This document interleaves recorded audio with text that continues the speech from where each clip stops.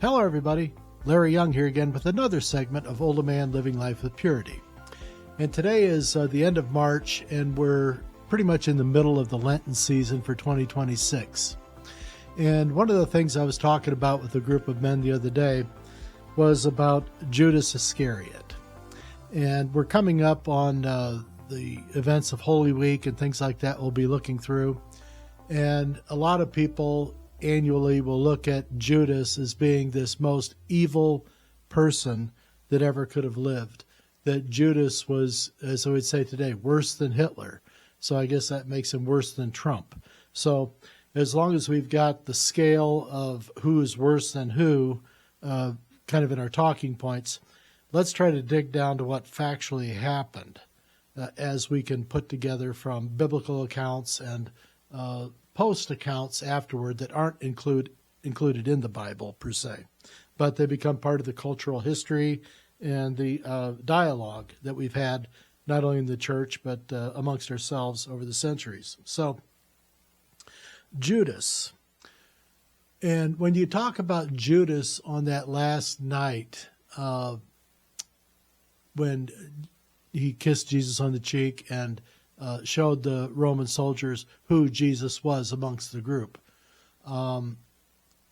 Something else happened that night, and Jesus had predicted that at the Last Supper too, saying that someone among them would deny him 3 times before the cock crowed in the morning.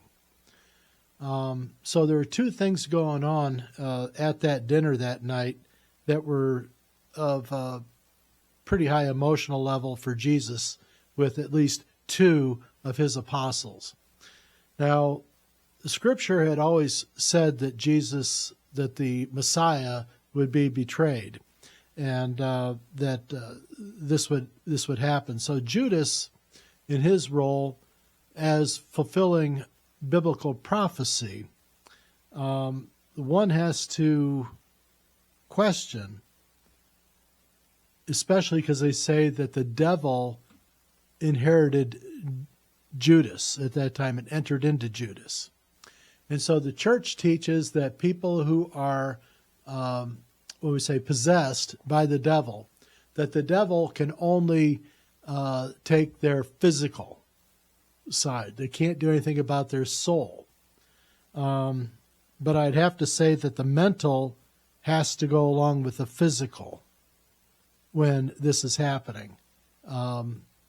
Because it just wouldn't make sense that even if somebody was in the midst of a physical possession, that they would give up their free will if they still felt that they had control, or that they were, in power at that point. They had anything to do.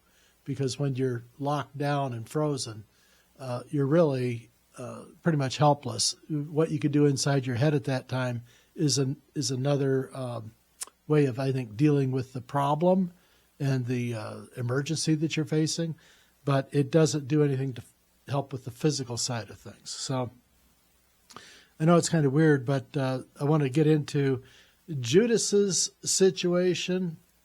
Judas betrayed Jesus with basically letting the soldiers know which one was Jesus, because they couldn't tell the difference, because they just look like another hairy Jew.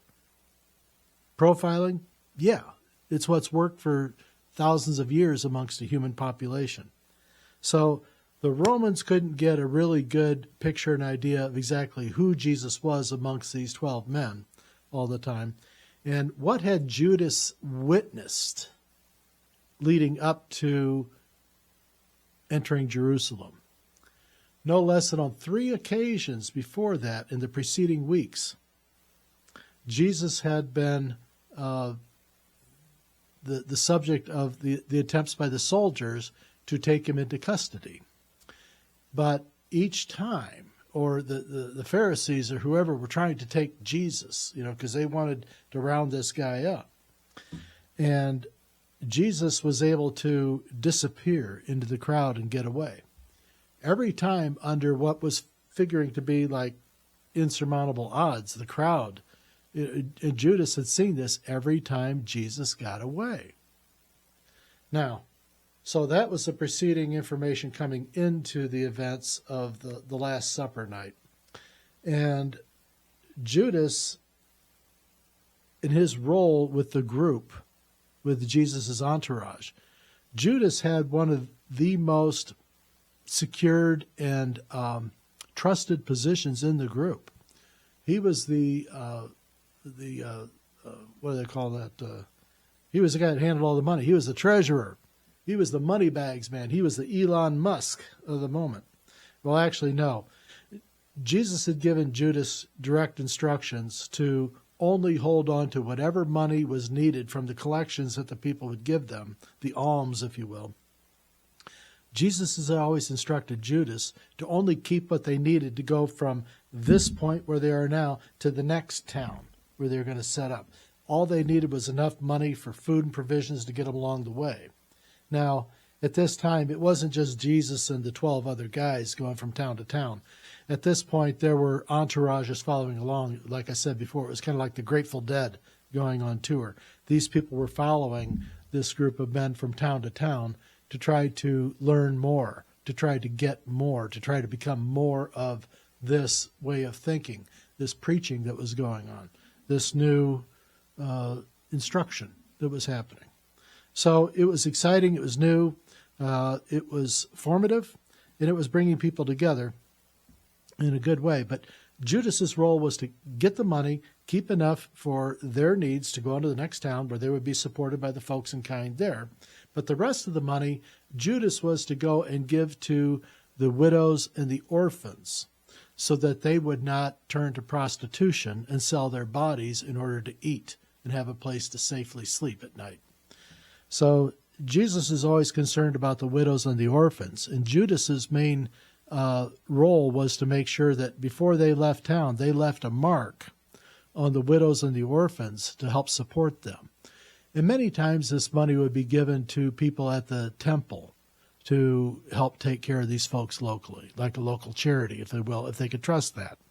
If they couldn't trust him, Judas would set about and he'd find other individuals, merchants or whoever in the community that were followers that would help do this benevolent work. So Judas's behavior had never shown any indication of him being jealous or wanting to uproot Jesus. So what I would maintain is that Judas had 3 solid examples leading up to this. And it wasn't Judas that approached the Pharisees or the guards. It was they who approached him saying, hey, we need your help to find out who this guy is. And we just want to talk to him, kind of thing, that kind of stuff. You know how that goes. So Judas, I think there's a fair amount of thinking that could go to basically exonerating him, that he thought that Jesus was going to get away. I think he could build a very strong case for that. Now, the Bible also says that the devil entered into Judas. And so this creates a little bit of a different, desperate situation here. And we have to then go back because it was that sort of information that gave influence to all the artists and other people talking about Judas over the centuries since then that has always portrayed him as being this dark-featured, ominous, evil-looking presence, this brooding kind of fellow. But given the work that he was doing before that, it seems like quite a turn of a juxtaposition to say that this harsh, evil-looking creature could have been the one out doing the most seed planting in the community that Jesus and his apostles were doing as they went from town to town, village to village.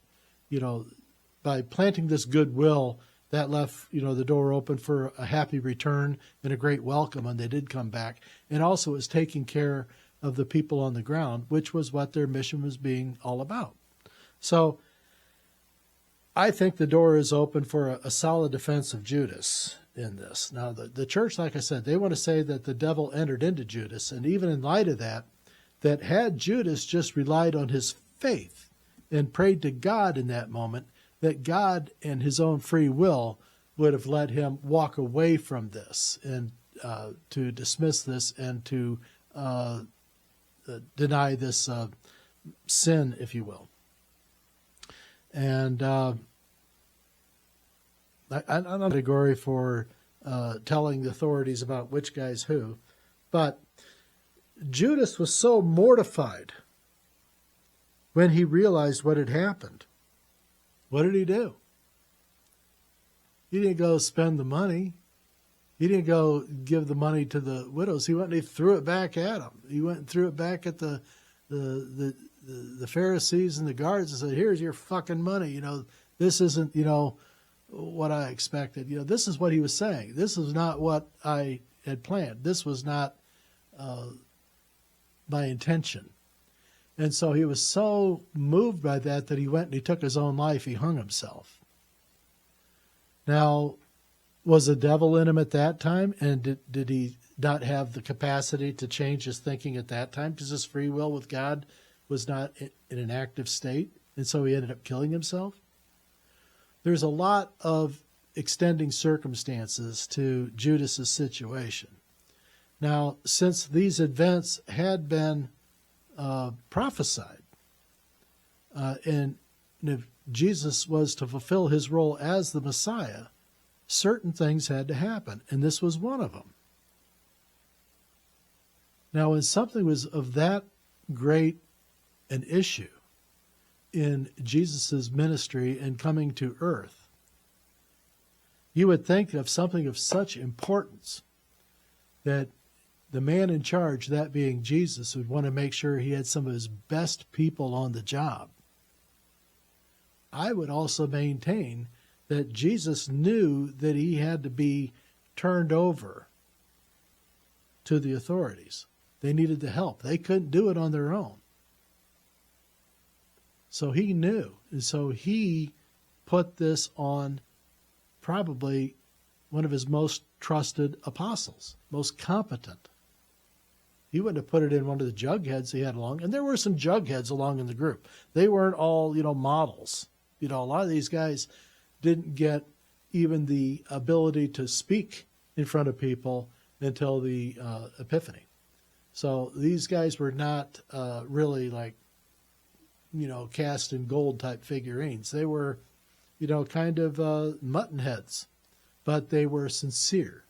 And that was the first thing that Jesus needed to have to help train and to give these men the authority to help start what he decided was his church. And this leads me to the second part. So Simon Peter, Jesus had also said that one of you will, deny me 3 times before the cock crows. Simon was worried that it was going to be him and blah, blah, blah. And sure enough, it was 3 times. Did he feel so bad that he had to go kill himself? No. Wasn't that bad a thing. Did he have free will at that time? Yeah. Was there any mention of the evil darkness entering into him beforehand? Nope. So Simon Peter was free and clear to be a responsible and accountable adult. Jesus has said many times since in other prophecies unrelated to, current events, but it's talked about, I think it was in the poem of the man God and other things like this, other writings, that Jesus has said repeatedly that the greatest, depth of hurt that he felt emotionally as a human being was when his beloved Simon Peter denied him 3 times. Not just once, not twice, 3 times, all with purpose, all with intent, and all with fear for his own safety and not about concern for his loved brother who was gone. You would think his ultimate concern would have been for Jesus at that time, but what he was really trying to protect was his own ass. And that's understandable. We're humans. Swords hurt. So we got to give these guys, some wiggle room here. But the church, over the centuries, has been very, very happy to cast a positive light on Peter, who became then considered to be the first pope of the Catholic Church, and the way they've looked at Judas. Now, I maintain that part of the reason is that the story for Jesus in the Bible is much better if there's an evil antagonist. The classics. This comes right out of the Greek classics and things like that. You've got to have the foil. You've got to have the antagonist that the crowd can cheer against. Now, nobody knows what Judas looked like. The only person in that group that we have any idea what he might have looked like was Jesus himself, because of the imprinting on the Shroud of Turin. Now, whether or not that's his actual burial shroud or not, a lot of the evidence leads it to it. If it's not his, it was somebody of great importance and probably not of this world, because there's things on that cloth that can't be described, can't be explained.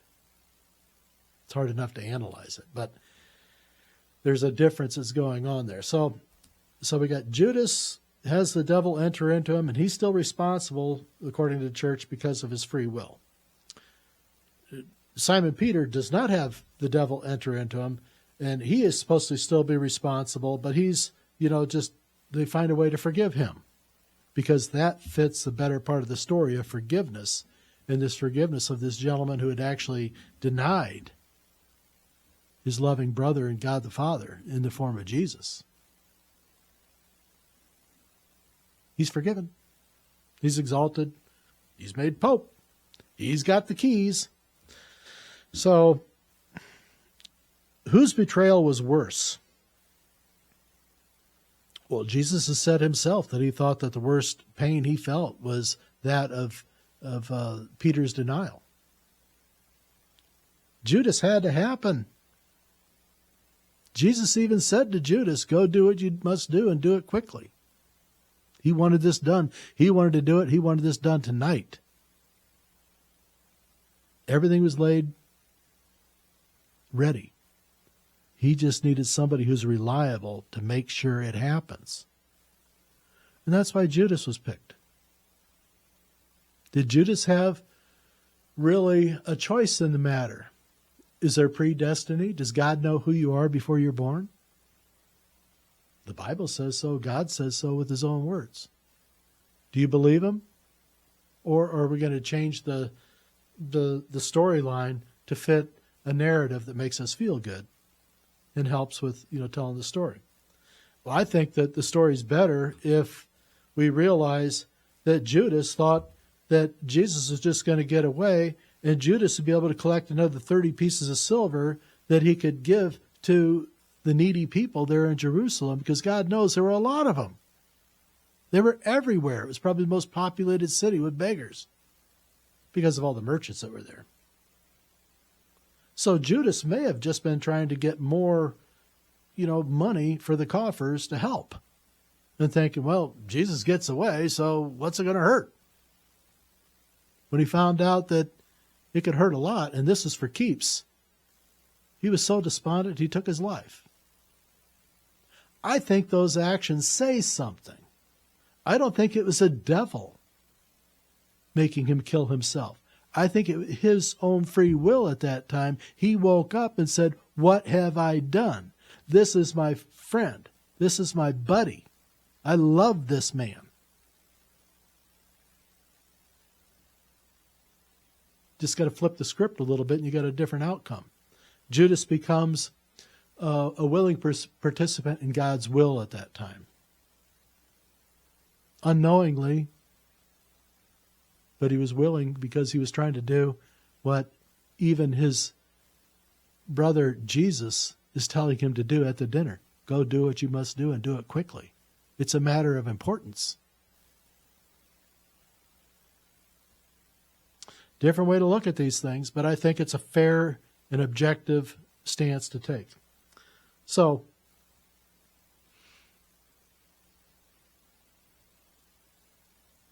let me try to bring this to current events. The Meta case, Facebook.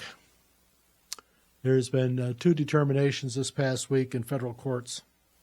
And this one case was brought up by a 20-year-old woman who claimed that Facebook became so addictive and was so heavy with its influence and its addictive practices that it was unfair, and it's caused, irreparable harm to her. Now, if it's done irreparable harm to her, it's probably done irreparable harm to almost 1 billion people, because they're all getting the same thing. So why is her situation different? Or is it different? I don't think it's any different. I just think she was the first one through the needle. They always have a test case.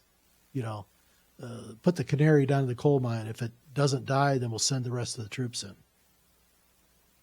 So with this meta case, it's involving influence, which would take like the devil's position in the Judas situation. So if we look at influence that's coming through our social media as maybe being demonic or evil in its presence, and these addictions that are happening with it, that you can't get away from it, you can't say no, you need more type of thing. Well, this jury decided that influence was so addictive that the individual could not deny it. Couldn't fight it. Their free will wasn't enough. The influence was too powerful for the individual to suppress their inclinations.